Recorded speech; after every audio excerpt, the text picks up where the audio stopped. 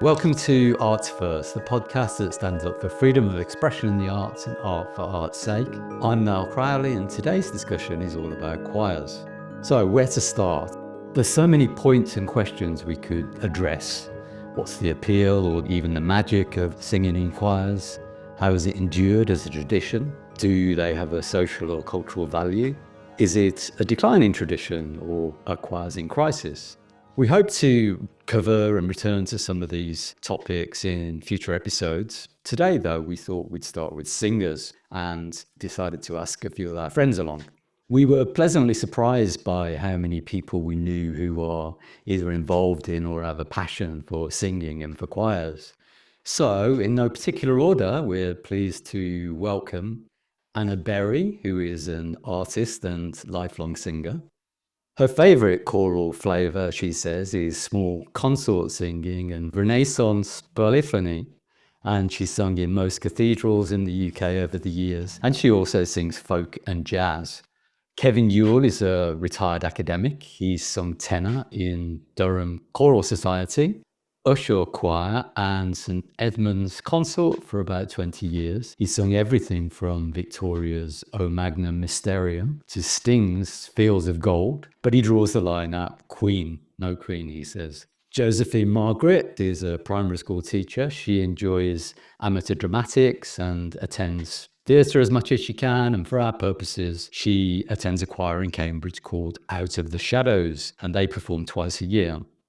Thomas Deitman joins us from Frankfurt. Thomas works in communications and he is a former journalist and author. His passion for choir started when he was very young through his father. He's the former president of the Frankfurt men's choir that he helped to save, and he currently sings in a small men's choir in his local Catholic church. And he has a passion for singing in what he calls Frankfurt's largest wild choir. That I presume that means on the terraces of Eintracht Frankfurt FC. And Anne Oliver, who is again a former journalist, magazine editor and businesswoman, and she's been singing in choir since she was 6. She's currently a member of the London Concord Singers and a Coeur d'Alene Choir of London. She says she's an alto by default, and I just got back involved in choral singing after 10 years away. I sing with Islington Choral Society, and I'm very glad to be back singing. Josephine, what's the attraction of singing for you? I come from an Irish mother, so I was born to the sound of singing. My mum always sung when we were younger. So I think singing and music, particularly in the Irish tradition, is something that I'm very much part of. I was just thinking about what you said about Thomas and, the field choir, I think you called it. And I think that's the thing about being in a choir is you're with other people. It's a very communal experience. In order to do it well, you have to listen to each other. You have to work with each other. There are no stars as such. And you can really lose yourself in the music. And there's nothing more uplifting than feeling that magic that you can create as a group of people. From my experience, my choir experience is very much a kind of, I was never trained as a singer or anything like that. So I've learnt a lot through being in a choir. And I've done things like the Big Sing in Cambridge, which is a day experience of learning a classical piece and then performing in the evening. In my choir in particular, I was always very much a soprano, but I've been challenged to do tenor and alto as well. And that's been a really good experience as well, developing my voice through the choir. So I would say you can challenge yourself musically, and I've learned to read a bit of music now through it. I think the communal experience of it is really, really important, and the ability to lose yourself in the music. I think that's a great start. I hadn't thought about the Irish thing as well. My dad was Irish and also a passionate tenor as well. So, Kevin, any thoughts? Do you want to go next? Yeah, I grew up singing in church. I attended a Mormon church up until the age of, 16 or 17. And that was my real sort of exposure to music. So I left behind that religion, but I remained very attracted to the music and to hymns that were there. And from that, I sort of got into classical music and got interested in it. But I only joined a choir when I was probably 40 something. And basically, what I love about it is, first of all, you learn quite a bit about the music. So in classical choirs, I'm like Joe. I didn't grow up really with understanding or reading music, and it really is like being in a room with a bunch of people who speak a foreign language and you don't. And I find that that's an experience. But you're learning about all of these various different musical traditions. You're learning about the various different, the history of music in some ways. So I love the didactic side of it. And the other thing is it's such an ancient tradition. It's been happening for 600 years. And what I love about this, as opposed to other forms, is that it's about the same as it was 600 years ago. If you're singing a similar piece, you could have been singing at any point in the last 600 years. It's not something that's evolved as fast as other sort of art forms. So I find that fascinating. I sing in Durham Cathedral, and you think, well, people were singing there hundreds and hundreds of years ago, and if we're singing the right piece, they were probably singing the same piece and probably slightly better than us, but it's still nice to have that connection. That's great. Thank you, Kevin. And I gather you're quite an experienced singer, aren't you? Yep, have been singing in choir since the age of 6. I was lucky to go enough to go through the Scottish state school system during the 1960s and 70s. And every child there was taught music.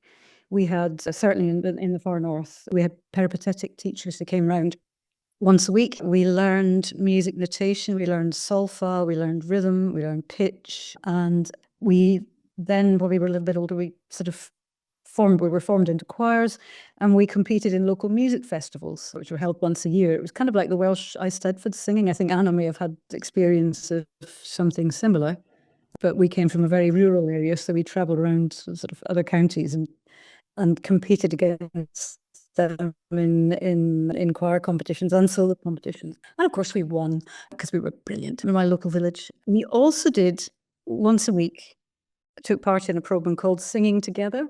Don't know if Anna recognises that as well, or anybody else. Anybody from the UK might certainly do. It was a weekly radio programme, which was begun in 1939 to help children sing together during World War II. And from about the late 40s, I think, all the way through to 1970, it was presented by the same man, William Appleby, who was really identified with it. But it was the entire country, the children from the entire country at the same time, in every classroom, singing the same songs. And so we sort of, went through doing that. And then we were very lucky again. We had in the 1970s, the era when school music was very well funded and everybody had an instrument put into their hands and, got to play brass, woodwind, whatnot. There were very thriving school orchestras in Scotland. Live performances, concerts were encouraged, especially in small communities. So we did that. And so, later on, I sort of sang with older, when I've left sort of for the big city and work. I always, in the days when journalists had luxuriously long lunch hours, we were able to cross the river in London and go up to the City Lit and take part in choir rehearsals up there. And before that, I sang with various music societies in Dundee when I was working there. And then when I became a mother, I realised that sort of in the early 2000s, something had gone sort of really quite badly awry with primary school music teaching. And I was looking for a way to enable my son to have the same kind of access that I'd had to music. And I discovered colour strings, which was the offshoot of the Kodai sort of music system in London, which teaches children via solfa how to sing and interpret music using the solfa system. And I joined the parents' choir there, so I'm now an evangelist for the Kodai system. Joined the Kodai choir, the London Kodai choir as well. And I also sing with the London Concord Singers, who were founded by Robert Yuill, who is himself as a composer. And we cover everything from sort of early music all the way through to 21st century. We're an ageing choir. The choir was founded in the late 1960s. And we've got people who are literally, unfortunately, the choir is dwindling in numbers by the year because some of our members are so elderly. So we have serious problems with intonation as well. But apart from that, I've sung with choirs in various different places as well. And I remember doing, when I was at university in France, I sang with the Clermont-Ferrand choir, which was huge, the Town and Gown choir, which was very enjoyable. That's great. Thank you. Thomas, do you want to tell us a little bit about your experience and your love of choirs growing up? Yes, well, I got into choirs, liking choirs as a kid. My father was a very good singer, and not Mormon church, but the Catholic church. We went to the services every week, and my father was a very strong singer, and I always admired him. And especially, he wasn't from Frankfurt, but he was a bit from a rural area. When we went home to his place, his brother sang in the local men's choir, and I always, liked it to be with them. They met sometimes on a Saturday evening or a Saturday afternoon or on a Sunday morning, these 10, 15, 20 men singing together. And I always found that fantastic. So always a big fan for men's choirs. In the church, of course, I was singing as well, and the kids and the youth kind of choirs which we had there. But when I was the age, like Kevin said, 15, 14, I took the first opportunity to get out of that, because that, of course, was what parents wanted you to do. However, I never regret that I did it. My parents were quite keen on, giving us a good musical education. We always had music at home, not only classical or choirs. It was a Beatles time, when I was a kid.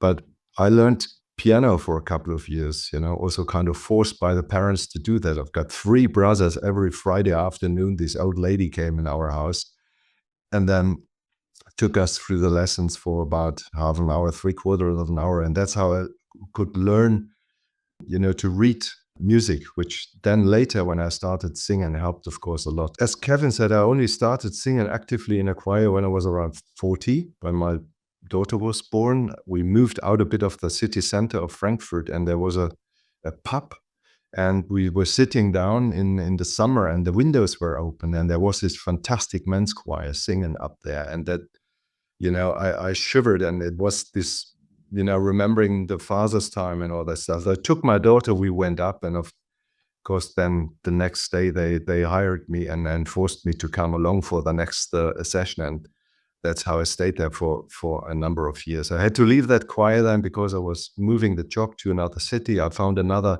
mixed choir then at the place where I was working further south. And through that connection with a men's choir, I got contact with a Catholic church. Some of the men's choir people were singing in that little kind of choir, accompanying the services. And that is my active part now. And what makes it special for me, I think, I must admit, I'm not a very good singer. I could never sing a solo, and I always shied away by doing that. My voice is probably not very nice. I'm tenor too. But what really fascinated me is what you can reach as an individual. If you sing together, you reach a level of quality and excellence which you would never be able to reach when you are a singer, especially me on my own. And that is actually what I always found fascinating. So I love good choirs. I hate bad choirs, I must say as well. Some choirs are more have a social meaning that people meet and have fun and sing together. But we had a very good conductor, or how you call that, the musical head of our choir, who was really into quality and excellence. And I was astonished myself to realize afterwards, when you saw the records, what you could have, what you contributed to, what you can reach as a group, far beyond what your individual competence is. That fascinated me all the way through. Yeah, I think that's really interesting what you say. When I said, is there a magic to choirs? I kind of thought, what do I mean here? But I think you put your finger on it, Thomas, when you said that it brings something out of you when you're with others that you're not capable of when you're singing alone, or when you're practicing. And I definitely find that. Anna, Hi. how are you? Do you want to tell us a little bit about your background in singing, or what your passion is? Sure. So I'm quite similar to Anne in that I was brought up in the Scottish school system, and I was really lucky. They did things like shove instruments in your hand and gave you a bit of a background to reading music and things. And so I was singing and playing from kind of knee high to a grasshopper, not because there was a strong classical tradition in the household, but because that came through the education system. And sadly, that's kind of gone now. You know, the schools that I went to that had really strong orchestras and choirs have no classical music at all now for the contemporary students. So yeah, sorry, that's a bit of a depressing note to start on, but yeah. So that eventually I landed up auditioning and getting into the National Youth Choir when I was quite young. So I sort of toured all over the world really, and then I sang in a lot of chapel choirs and cathedral choirs, and kind of had a bent towards more kind of early music and Renaissance music. I like that kind of technical singing and quite kind of purist style. So yeah, I think what both Thomas and Josephine were saying is quite important to why choirs are such a special human thing, in that kind of moment of collective consciousness that you get both for the audience and the choir, and the releasing of the sense of ego and self-awareness and self-consciousness that you get in that moment of connection in the room. I think that's something that's quite sacred and essentially from the realm of the spiritual almost. And I think it's a great antidote to a lot of the kind of presentist confining of art to identity silos and things like that, because it's constantly bringing us back to a really real connection to one another and kind of the point of art, I guess. And I spent quite a lot of time thinking about your question, what makes choirs and choral singing special and unique to me? And I've probably come up with a bit of an abstruse answer, so I'm sorry if it sounds esoteric, but I'm trying to be very personal, but yeah, it's possibly a bit philosophical. But I think it is art in general, and especially music, is that thing that connects us to something transcendent and something bigger and higher and ineffable. It's a kind of conduit to that. And I think singing does that in the most primal way of all, because it's embodied. So it becomes a kind of embodied spirituality. And I think that's a kind of unmediated connection, both to kind of your own soul and the human universal all at once. And that's a very fancy way of just trying to kind of define why it is we all love singing and where that joy comes from and where that sense of I don't know, something extra and joyful in our hearts. That's great. Thank you. That's really, really useful contribution. Joe, did you want to say something? Yeah, just a couple of things, because I work in a primary school and I work in a village primary school in Cambridgeshire that's, not doing too badly in the grand scheme of things. And we do have a teacher who comes in and does music for us and also teaches piano. We also privately, so the children go out the classroom to have their piano lessons. We also have someone who comes in and teaches flute or woodwind instruments. And we also have someone who comes in and teaches drums. So in my school, the children do have quite a lot of experience of music. But it struck me in the same way that I was thinking about reading. I always think that the children that become readers are ones who have parents who read. So they see there's a point to reading the book. And I wonder, we all kind of talked about our experiences as children of being surrounded by and filled with music. And I wonder whether there's a difference nowadays, whether there is as much music and that communal connection, or whether I'm seeing a problem when there isn't one, because I do think choirs are very popular. And our Out of the Shadows choir that has one in London and one in Bury, and the one in London is full of young people. So there obviously is a desire for that. The other thing that I just wanted to raise was, do we think it's a good idea for people to audition for choirs? Because from the point of view of my point of view, and maybe Kevin and Thomas's, I am better within a choir, and I'm not sure I would have got through an audition, but I certainly have become a better singer as a result. Yeah, I used to be when I was in Birmingham, I sang with Birmingham Opera Company, which is a really interesting project because it was a mix of very professional, world-class soloists, and they deliberately recruited an amateur chorus, and you didn't have to audition, and you got a lot of support and help. So it was a great experience. But when I returned to London, there just wasn't really the opportunity to sing with an opera company at my level. Kevin? Yeah, I mean, my experience is I don't know whether I would go for an audition choir. I probably would now. I certainly wouldn't have in the past. And in fact, that was the attraction. I said, do I have to audition? And they said no. But having spoken to many, many people and in audition choirs, they've said actually it's very, very helpful. and that it actually improves them. And for instance, I suspect I would get put down to a bass, and I wouldn't mind that because I really struggle with some of the tenor parts. And I can hit the bass notes. So I think, oh, maybe I'm, and they will help you like that. So I think an audition choir can be a good thing, but it's just that horrible idea of, oh, I haven't got the phone call. I am not part of the choir anymore. And one of the reasons that I sang tenor is that basically as soon as I said I was a tenor, they said, you're in, because they just do not have enough tenors. And that's generally the experience. Whereas you have many bass, many altos in the choirs that I'm in.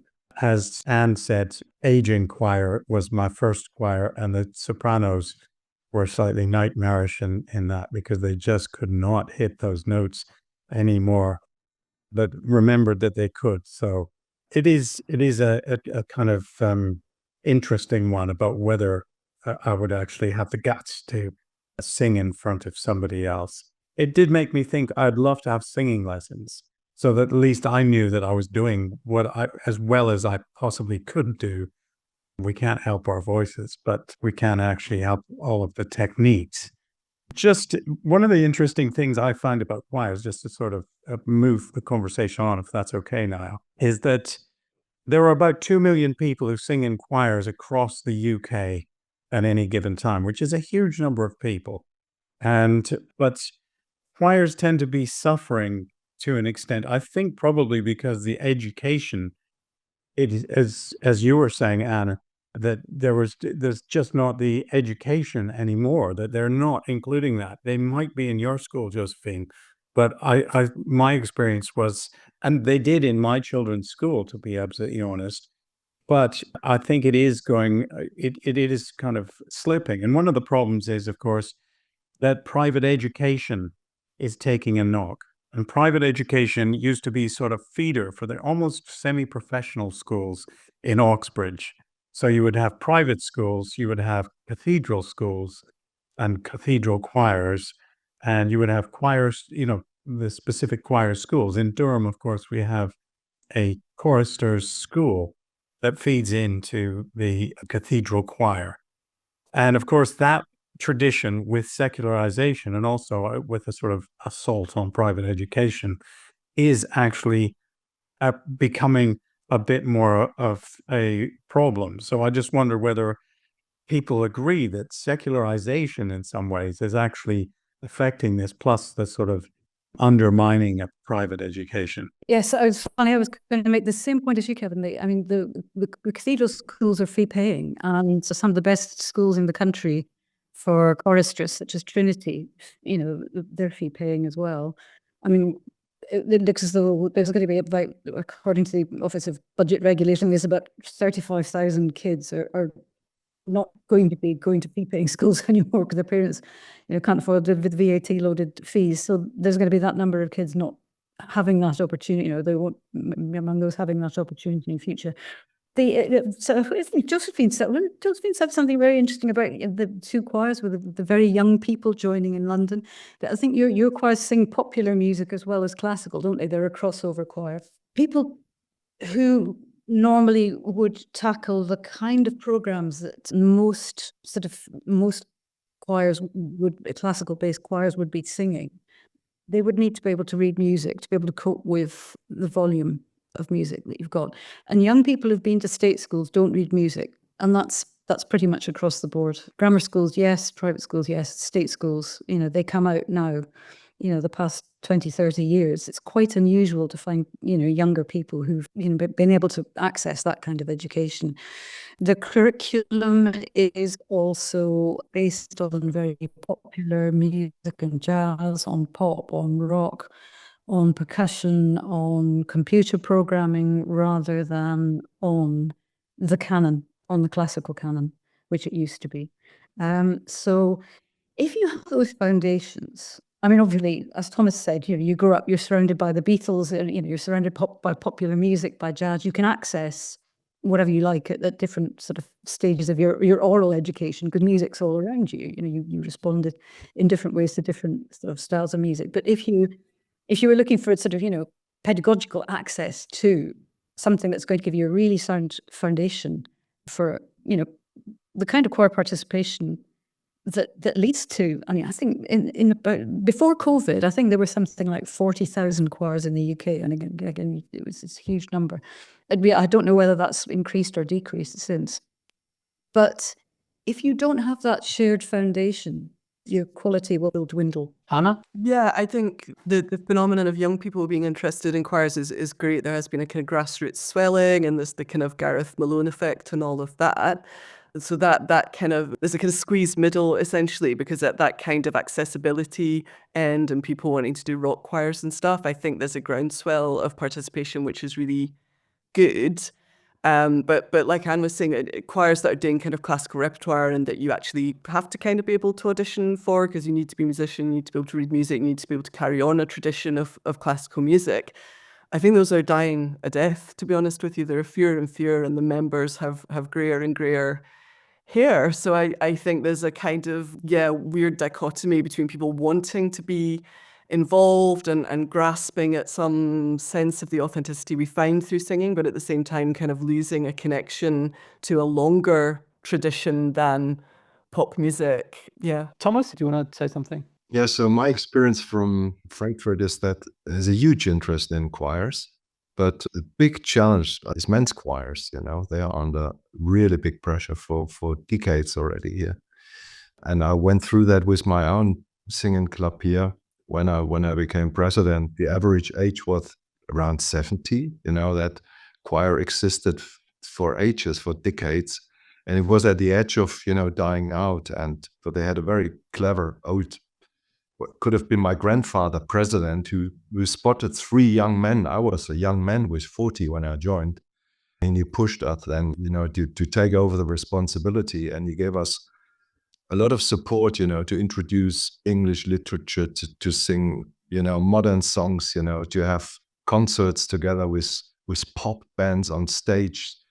So it was a real big fight for about 3-4 years. We did a huge marketing campaign, put it like that, bringing different people. Also, as I said, cult bands, pop band from Frankfurt, together with us on stage with 100 men, 2 other men's choirs. Fantastic stuff. But now the choir again is in the same stage that it was 20 years ago. It's hard, it's on the edge, nobody knows what's going on. On the other side, young kids are still very much interested here in our surrounding. So there must something to it, I think, in our biology and our genes, that singing is something which is part of our nature. And my wife was running a kindergarten for 30 years. She just retired now. And they were singing all the time, and kids love it. Kids love it. And that is then a moment where you can really connect to. And if you then have a community which supports that, you can achieve a lot. So we've got a number of different choirs in our little part of Frankfurt. Also, women's choirs are expanding a lot. So our singing club is now more a women's choir club, as it was for decades. It was a men's chorus club, but one of the rescue campaigns which we started, we set up a women's choir with the idea that they might bring new men in our men's choir as well, which worked to a certain extent. So there is still a big interest, and of course it's very much down to what our parents is, how the schools be treated, if they take it serious. But men's choirs have always been a big challenge here, to run them. No, absolutely. Same here too. Joe? I think it's a really interesting dichotomy. I don't know if that's the right word, but so when I first, after I'd had Kathleen and I had time to get back involved in singing, I did have a stint with the rock choir, which I found too formulaic. Every single rock choir sings the music in the same way, and I found it restrictive. I don't read music; I learn by listening. And the choir that I'm involved in now, it is a bit of a crossover choir, but it also does a lot of classical music as well. And I had an interesting conversation with the lady who runs our choir. She was like, why do you always feel like you're not as good as the others? And I was like, well, I don't read music. I can't pitch the note and all of those sorts of things. And she said to me that they hold themselves back because she sometimes likes to teach us the song without the music in front of us. and they fall to pieces because they're so used to holding on to the music and being able to see the music. So I do wonder whether we could leave that a bit open as a question, as a, are those kind of formulaic choirs, they hold people back, but do those choirs that insist that everybody's got to be able to read music hold people back too? Should there be more effort being put into choirs to maybe take longer to learn how to sing the piece, but give space, as you talked about, Niall, to those people who don't have that experience of learning music and learning to read music, but still have the potential and the ability to sing a really complicated classical piece. Kevin, do you want to come back on anything and give us your kind of closing remarks as well, please? Yeah, I mean, there's just a few things that people mention. I mean, one of the things that I'm interested in the fact that Thomas is in all male choirs and all women choirs, whereas just that's not my experience. And one of the things I like is that everybody is equal in a choir. Every part is equal, and some parts are more interesting in some places. In fact, I sing beside lady tenors, and I sing beside various different other, we did have in one choir a man alto, and he was very good. So yes, I'm interested in the whole men's choir simply because one of the traditions that, of course, comes from the UK is Welsh men's choirs. And this is one of the things that makes up the whole panoply, I suppose, of choirs and of singing that experience. And that also I'm interested because it came from what my experience was, which is learning hymns, singing hymns, religious worship through music. And much as I'm an atheist now, I really think that the secularization of society can be problematic in that way. Finally, my final point is that I started off by being a total purist and thinking I never want to sing rock songs at all, ever in a choir. I was becoming interested in classical music, and I thought this is the very top of experience. And what's interesting, the first choir I did was I sang with, which was Durham Choral Society, was very, very traditional and did choral repertoire very, very strictly. And we would sing, Handel's Messiah or, Haydn's The Creation. We did all of these various different ones. And with my new choir, I'm much more exposed because there are only 3 tenors. And you learn that being exposed is a good thing because it forces you to take up responsibility. But also, we tend to do very interesting pieces from, James Macmillan is a really interesting kind of, I think, one of the better composers who's come up recently. I think he's got we did O Magnum Mysterium from James Macmillan in this new choir, and it's very challenging, and you are exposed when you do that. So I like the challenge of the new choir, and we do some songs like Sting's Field of Gold. I really wasn't keen. I still don't like it. Wouldn't listen to it, but we're doing sort of different songs, and it's stretching me a bit because I like the jazz, the discordant, chords that come in now. I'm learning about sort of jazz and how that's 20th century music. But I was a little bit like you, Anne. At first, I was no, any music after the year 1800. What's the point? That kind of thing. That was my attitude at first, and I love that choirs have stretched that knowledge and understanding of music and a new appreciation. You work out, the fascinating thing about that piece is this interesting discordant chord in, bar 57 or whatever.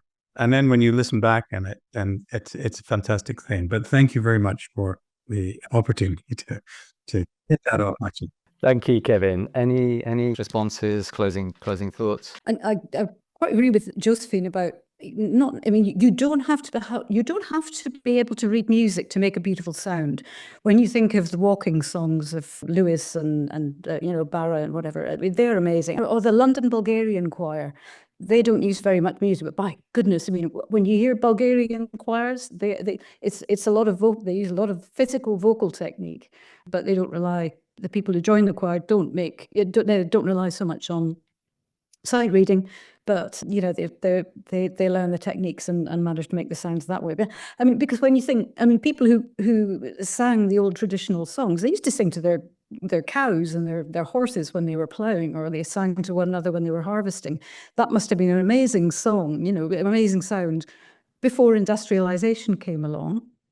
Again, when factories sort of came along, people didn't that didn't mean they read music, but in loud factories they read one another's lips. They learned the music by understanding what words were being sung. They knew the song from singing it at home or outside the factory, and then they'd sing it in the factory. They couldn't drown out the sound of the machinery, but they knew they were singing. So that must have been an incredibly powerful experience in mills and other kinds of factories at the time post-industrialization. But I'm really interested in how do you pass on traditions in music when those traditions aren't being passed on as a shared knowledge? Because at the moment, things like, I hate to go back to the school curriculum, but it does seem to be that there's a challenge to the old authority, if you like, of what was once held to be good, what was held to be, an excellent standard. And that, the challenge to this authority seems to have resulted in, a less, more sort of watered down appreciation of what's possible, what the potential for excellence, just shared excellence in that way. And it just seems that that it's an attack on a kind of elitism, obviously, the kind of elitism that people perceive to be sort of exist in cathedral choirs. It seems to be exclusive.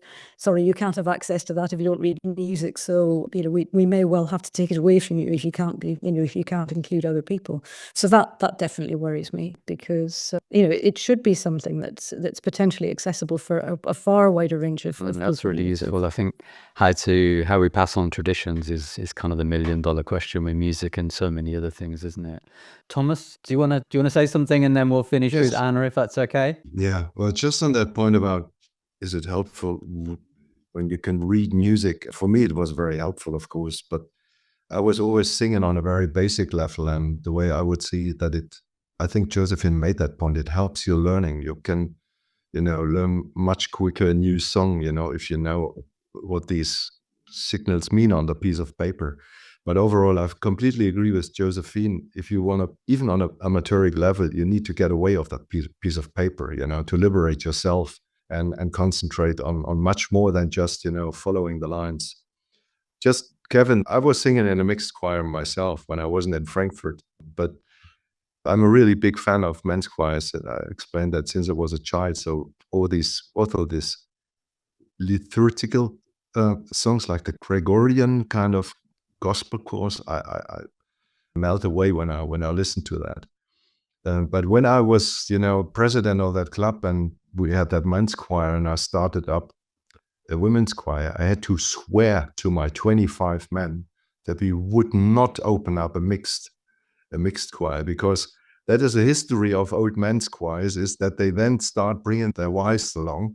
Then a men's choir becomes a mixed choir, and some more come along, and they didn't want to have that. So that's why we started a women's choir, and it worked out fantastic. One thing, I think it's a bit of a pressure then building up, especially on these local singing clubs like we have. So when we did that campaigning for new singers, there was always this challenge between being modern and at the same time playing on the tradition, of the strong tradition with our choir. So singing modern pop songs, but at the same time singing old German or English folk songs, And what I found interesting, that also to very young people, also the traditional part of singing touched on them very often. So there is something very special to choir singing as well, that touches on something which is deeply rooted in ourselves, which kind of makes us, as somebody said it, feel that we belong to a same culture, that we have a same history, that we have the same generations before us. And I think that is something which I found at the time, I found sometimes difficult, to balance out. And of course, nowadays there's a growing pressure also on these songs, choirs which we are running here, singing club, a local singing club, on the literature you're allowed to sing, you know. First of all, there's this general trend in society that everything that happened in the past is negative, but also, you know, what kind of literature. We were singing 20 years ago songs about Yuill from Budapest, you know, about the gypsy song, which you couldn't perform on stage anymore. So there is that kind of new balancing out. But I hope that the men's choir is going to resist against that trend. That's great, Thomas. It's a really interesting contribution. Thank you very much. Anna, do you want to sum up for us, please? Give us your last thoughts. Maybe end on a note of optimism for Christmas or not. It's up to you.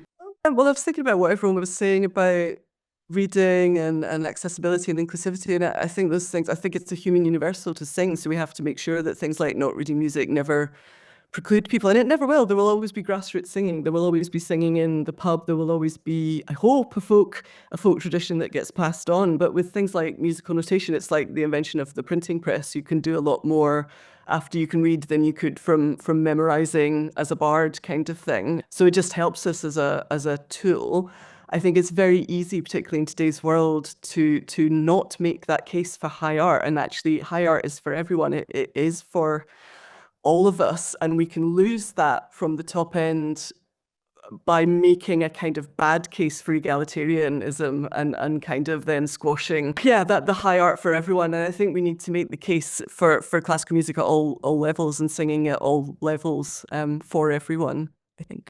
Yes, amen to that. I completely agree with that. What a really interesting discussion. Thank you very much. We covered so many points, and I think it goes back to my original point, is that we could have so many discussions on choirs, and I really hope you will join us for future discussions. And just for me to say, Thomas, Anna, Kevin, Josephine, and thank you very much for your time, and hope you have a great Christmas.